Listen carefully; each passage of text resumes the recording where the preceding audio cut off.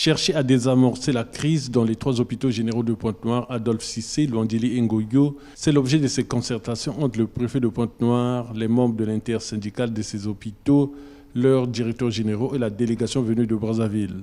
Hôpitaux qui ont finalement décidé de relancer leur grève depuis le mercredi 18 juin, suite à la non prise en compte des revendications annoncées dans leur assemblée générale constitutive organisée par l'intersyndicale le 6 juin. Les travailleurs ont exprimé le ras-le-bol.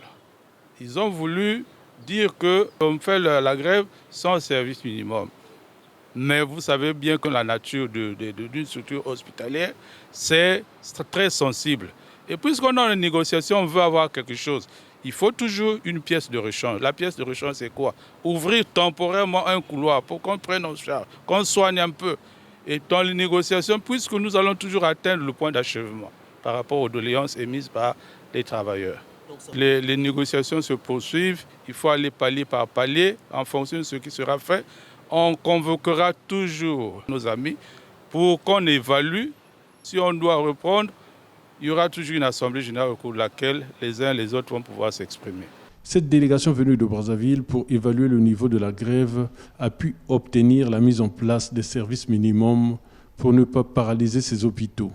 Avec le préfet de Pointe-Noire, nous avons évalué la situation en rencontrant les responsables des sections syndicales, en rencontrant les directeurs généraux des hôpitaux généraux de Pointe-Noire.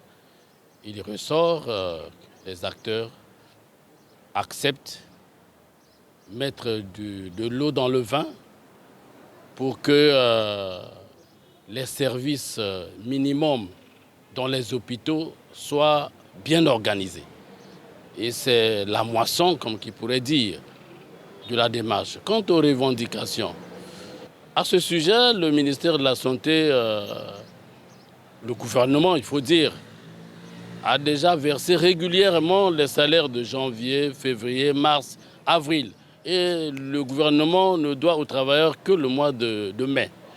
Certes, qu'il y a une question des arriérés de 2016 à 2024, mais qui est une situation nationale, non une situation de Pointe-Noire. Sur cette question, le gouvernement également, ensemble avec les partenaires sociaux, organise une démarche pour assurer la gestion de cette situation préoccupante. La population qui en fait déjà les frais attend la relance effective des différents services.